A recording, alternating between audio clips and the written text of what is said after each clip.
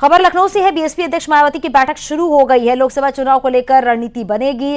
राष्ट्रीय राज्यों के पदाधिकारी भी शामिल हैं। तो ये बड़ी खबर हम आपको बता रहे हैं। बीएसपी अध्यक्ष मायावती की बैठक शुरू हो गई है। 2024 लोकसभा चुनाव को देखते हुए बैठक काफी अहम है और लोकसभा चुनाव को लेकर आगे की रणनीति पर चर्चा होगी।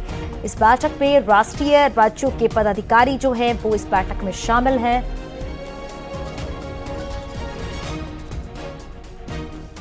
तो बैठक में आपको बताते चले कि राज्यों के जो पदाधिकारी हैं वो इस बैठक में शामिल है, क्योंकि बैठक हर लिहाज से काफी अहम मानी जा रही है, क्योंकि 2024 में लोकसभा चुनाव है और उसी चुनाव को मद्देनजर रखते हुए ये बैठक काफी महत्वपूर्ण है। और ये बैठक बताई जा रही है कि शुरू हो चुकी है। इस बैठक में राष्ट्रीय राज्यों के पदाधिकारी जो हैं वो भी शामिल हैं और आगे की रणनीति पर चर्चा होगी। सहयोगी अलाउद्दीन हमारे साथ जुड़ गया। अलाउद्दीन, बताइए जरा, बैठक शुरू हो चुकी है और बताया जा रहा है कि राज्यों के जो पदाधिकारी वो तो शामिल हैं ही, लेकिन अब आगे की रणनीति पर चर्चा।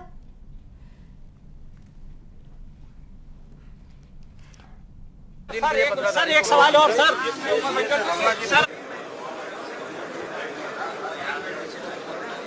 मेरी आवाज मिल रही है क्या? अलाउद्दीन, बैठक शुरू हो गई है, क्या जानकारी? बिल्कुल बैठक शुरू हो गई है। बहुजन समाज पार्टी के मुखिया मायावती जी अंदर आ चुकी हैं और उत्तर प्रदेश के नहीं बल्कि कई राज्यों, जिसमें प्रमुखतः मध्य प्रदेश है, छत्तीसगढ़ है, राजस्थान है, तेलंगाना है, दिल्ली है, पंजाब है, इन राज्यों के प्रतिनिधियों को, पदाधिकारियों को यहाँ पर बुलाया गया है। उनके साथ पार्टी के जो है महासचिव सत्यजित मिश्रा, आकाश आनंद जो कि भतीजे हैं और नेशनल कोऑर्डिनेटर भी हैं, वो इस बैठक में मौजूद हैं।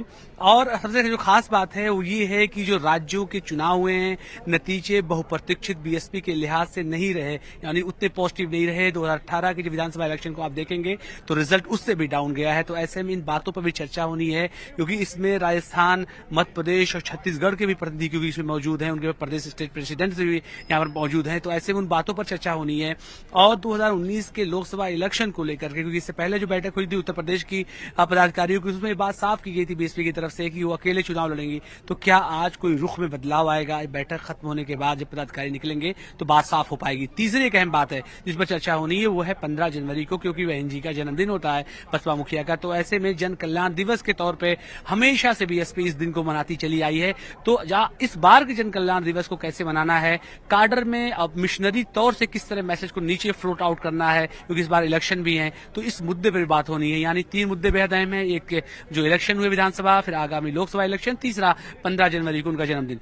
फिलहाल आप ठीक पीछे देखें, 1 से 2 मिनट हुआ है अभी जो है बैठक को शुरू हुए। माना जा रहा है कि 1 से 1.5 घंटे अभी ये बैठक चलेगी। इसमें मायावती की तरफ से तमाम पदाधिकारियों को दिशा निर्देश दिए जाएंगे, क्योंकि आमतौर से बीएसपी की जो बैठक होती है वो थोड़ी सी दूसरी पार्टियों से अलग होती है, क्योंकि मुख्यतः इसमें जो स्पीच होती है वो बसपा मुखिया की तरफ से होती है, जो दिशा निर्देश होते हैं उन्हीं की तरफ से आते हैं। तो ऐसे में माना जा रहा है कि जो फाइल लेकर के कुछ देर पहले जो है बसपा मुखिया यहाँ पर आई हैं, उसके जरिए से न सिर्फ मैसेज दिया जाएगा अपने पार्टी के लोगों को, बल्कि फीडबैक भी लेने की कोशिश होगी कि आखिर 2018 की तुलना में जो विधानसभा के इलेक्शन इस बार हुआ, वोट फीसद भी घटा है पहले की तुलना में, सीटें भी घटी है, इसकी वजह क्या है और 2019 में खुद को कैसे बेहतर करेंगी, और 15 जनवरी को जो संदेश जाना है नीचे के ऑर्डर के नीचे तक, उसको कैसे जो है दुरुस्त किया जाएगा। तो इन सब मुद्दों पे बातचीत होगी। 1-1.5 घंटे के बाद अभी स्थिति और स्पष्ट होगी कि आखिर लोकसभा इलेक्शन को लेकर के क्या रणनीति है, क्योंकि जिस तरह के लगातार शोर चल रहा था कि कांग्रेस से दूरियां भी थी, इंडिया गठबंधन का भी हिस्सा बीएसपी नहीं है, तो ऐसे में क्या रणनीति इनकी रहेगी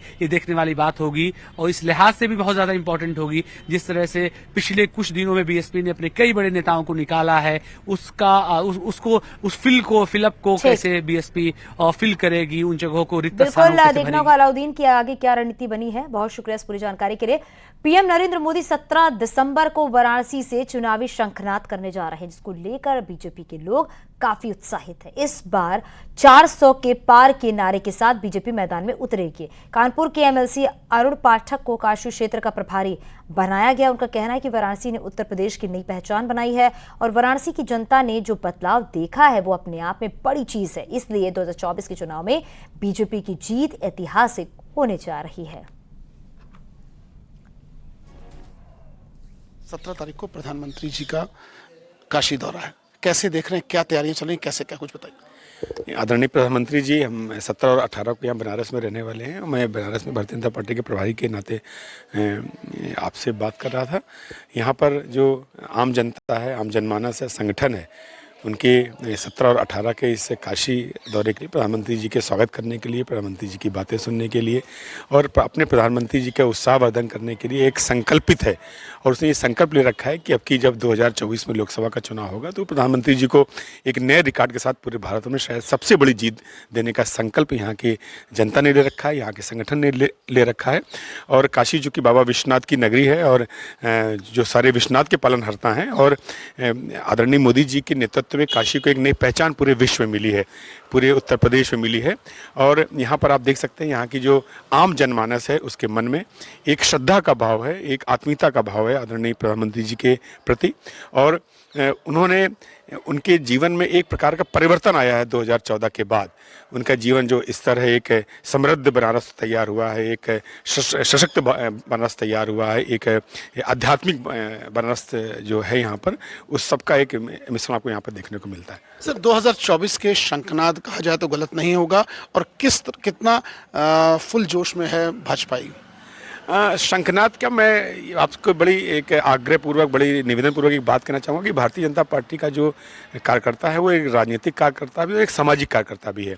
24/7/365, मतलब साल भर 24 घंटे 7 दिन वो समाज के बीच में रहते हैं। अपना राजनीतिक कार्य भी जो हमारी पार्टी देती है उसको भी करते हैं और सामाजिक काम भी करते हैं। इसलिए भारतीय जनता पार्टी हर समय तैयार है किसी भी चुनौती को स्वीकार करने के लिए। और मैं नहीं मानता कि चुनौती 2024 में ऐसी कोई आने वाली है। अब की बार 400 पार के नारे के साथ भारतीय जनता पार्टी एक बहुत बड़े बहुमत के साथ पुनः अपने प्रधानमंत्री जी को तीसरी बार आदरणीय मोदी जी को प्रधानमंत्री बनाने के लिए संकल्पित है। वीडियो जर्नलिस्ट आशीष पांडे के साथ अमित गंजू, न्यूज़ 18 कानपुर।